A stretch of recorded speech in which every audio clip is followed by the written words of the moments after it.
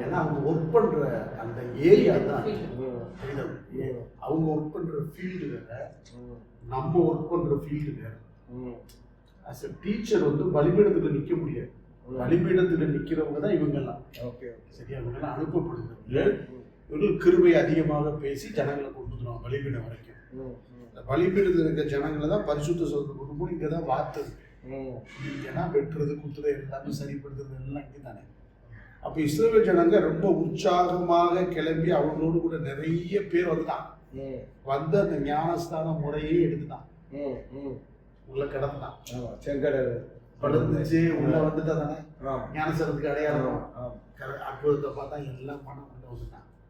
அவன் நினைச்சான் இப்படியே காணாம போயிடும். கருத்து சொல்றாரு, நீ கூட்டிட்டு வந்தேன், ஆனா நீ நான் யாருன்னு நீ வனாந்தரத்துல அறிந்து கொள்ளாம குழப்ப முடியாது. ஓகே, அறிந்து கொள்றதுக்கு இஸ்ரவேல் ஜனங்களுக்கு விருப்பம் இல்லை, மக்களுக்கு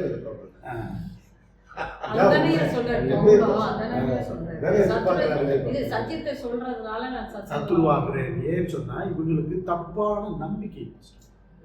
இஸ்ரவேல் ஜனங்களும் அப்படித்தானே பாஸ்டர், ஆண்டவர் வரும்போது ஏன் சரிக்கப்பட்டார்கள் சொன்னாரு, நீ வந்து ஆபிரகாமுடைய சந்ததின்னு நம்புற, கவர்னன்ட் பீப்புள் நம்புற, சரியா? ஆனா நீ உனக்கு பாவம் இருக்கு நம்ப மாட்டேங்கிற. பாவங்களினாலதான் சாவிங்க. என்னை வேணான்னு உங்களுக்கு சொல்றது காரணம் என்ன தெரியுமா?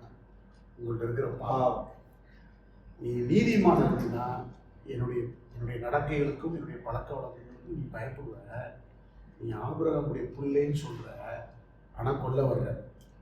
ஆபிரகாம் அப்படி செய்யலையே, நீதியா இருந்தானே எல்லாத்துலயுமே. எப்படியா நீதியா இருந்தான்? அவன் செல்வ சீமானா இருக்கான், மனைவி இறந்துட்டா, எல்லாம் சொல்றான், சும்மா கொடுக்குறான் எடுத்துட்டு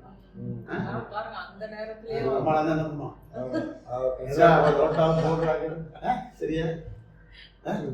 இல்ல மனிதனோட நிலைமை அப்படிதான்.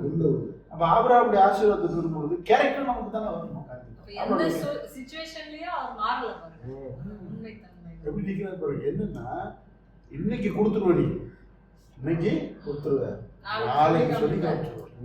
அது வந்து எப்போதுமே ஊழியக்காரங்க பார்த்தாங்க. தேவனுடைய ஜனத்துக்கு சும்மா வேலை, சும்மா இலவசம் வேலை கண்டிப்பா. நம்ம அடுத்தவங்க ஆசீர்வதிக்கணும்.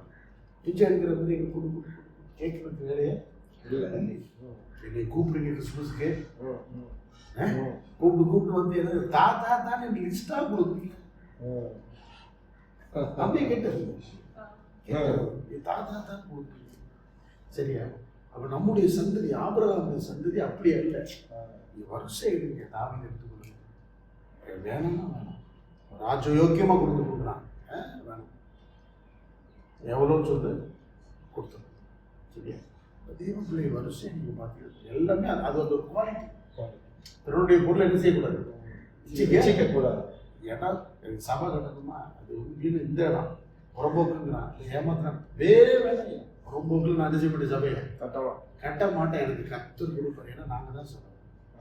சரியா? இதெல்லாம் நம்மளுடைய குவாலிட்டி. நம்மளுடைய குவாலிட்டி வந்து ஜனங்கள் மத்தியில் என்ன செய்யும், வெயிட்டை கொடுத்து. சரியா? அப்படிப்பட்ட தேவனுடைய விஷயம் எதுக்கு சொல்லுவாங்கன்னு சொன்னால், அப்போ நீங்கள் பார்த்தீங்கன்னா ஆபிரகாமுடைய குமாரன் இதில் பார்க்கும்போது அவருடைய கர்த்தர் வரும்போது, இயேசு கிறிஸ்துன்னு வரும்போது, இப்போ இயேசு வந்தார், அந்த இயேசு கிறிஸ்து வரும்போது ஏன் அவருக்கு இயேசுன்ற பேர் வைக்கணும்? பாவங்களை அப்படி வருதா? அப்படி வரும்போது இது வந்து அவருடைய பெயர், இயேசுங்கிறது வந்து நாமம். சரியா? அடுத்து கிறிஸ்து அப்படிங்கிறது அவருக்கு என்ன வேலை செய்ய போகிறாரோ அந்த வேலைக்கு உண்டான, அதாவது இந்த வேலைக்கு உண்டான அத்தாட்சி. அதாவது வந்து இப்போ எப்படி அப்பாயிண்டட் லெட்டர் சொல்லுங்க, கவர்மெண்ட் ஜாப் கிடைச்சா என்ன செய்வாங்க, ஒரு லெட்டர் வச்சுருக்காங்க. சரியா? அது மாதிரி அத்தாரிட்டி கொடுக்கறதுக்காக அந்த நாட்கள்ல எதை பயன்படுத்தினாங்க?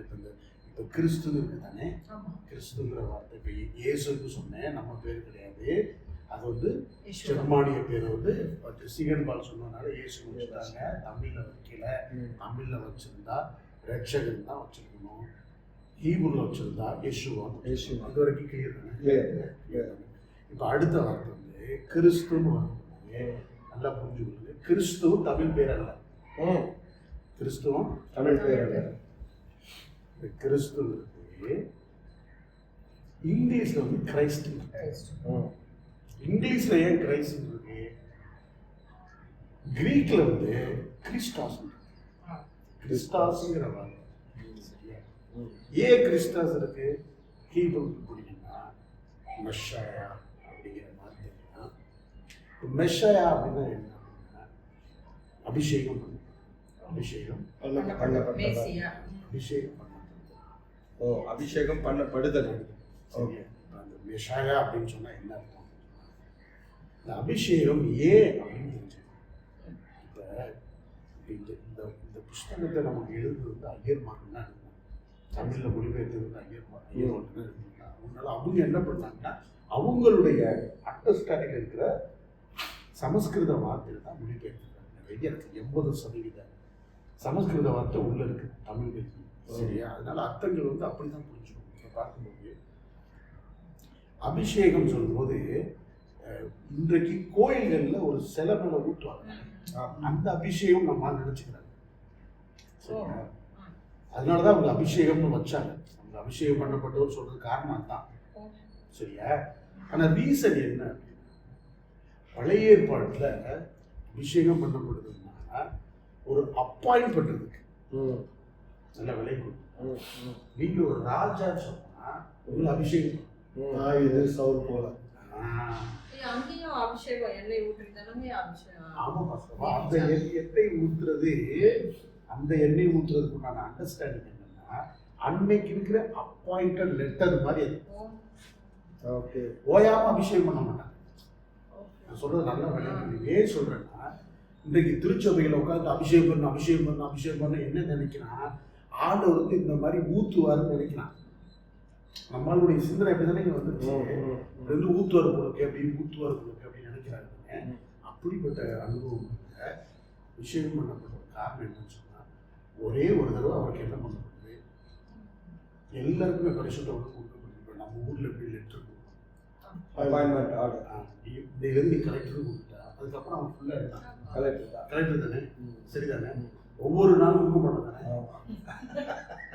சரிதானே? Correct correct. அது போல இவருக்கு அபிஷேகம் பண்ணப்பட்டவர். அபிஷேகம் பண்ணப்பட்ட காரணம் என்னன்னு சொன்னா, இவரை இந்த வேலைக்காக நியமிக்கப்பட்டார்.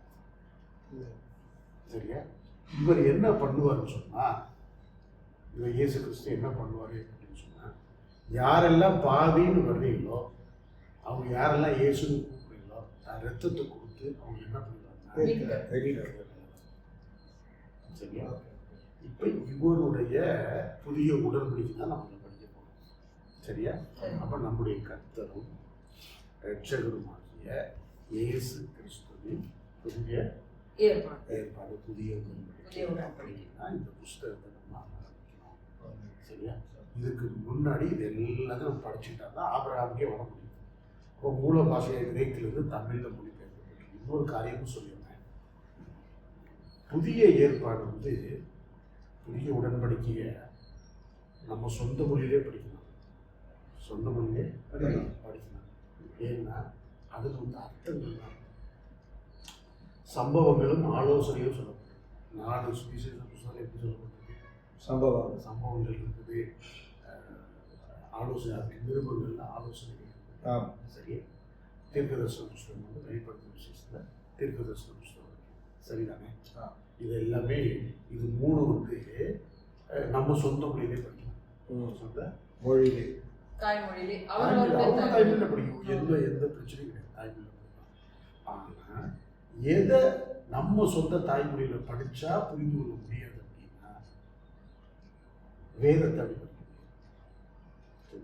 தோரா 5 ஆகமத்தை அப்படின்னு சொல்லிட்டு படிக்க முடியாது. நம்ம படித்தோம்னா இப்போ நம்ம மொழிமாற்றம் பண்ணியிருக்கோம்னா கர்த்தருக்கு ஸ்தோத்திரம், நன்றி செலுத்துறேன். நிறைய மொழிகள்ல மொழிபெயர்ப்பு பண்ணியிருக்கோம். அது தவறு இல்லை, ஏன்னா நம்ம புரட்சாதியாக இருக்கிறோம். ஆனால் கர்த்தர் தான் தன்னுடைய மந்தைக்கு சொல்ல வருகிற மேன்மையான விஷயங்கள். நம்ம ஆண்டவர் வந்து பூமி அந்த இடத்துல தொங்க விட்டுருக்கு, சரிதானே? அந்த இதெல்லாம் தொங்குது, கண்டிப்பா. தன்னைத்தானே சுற்றுது.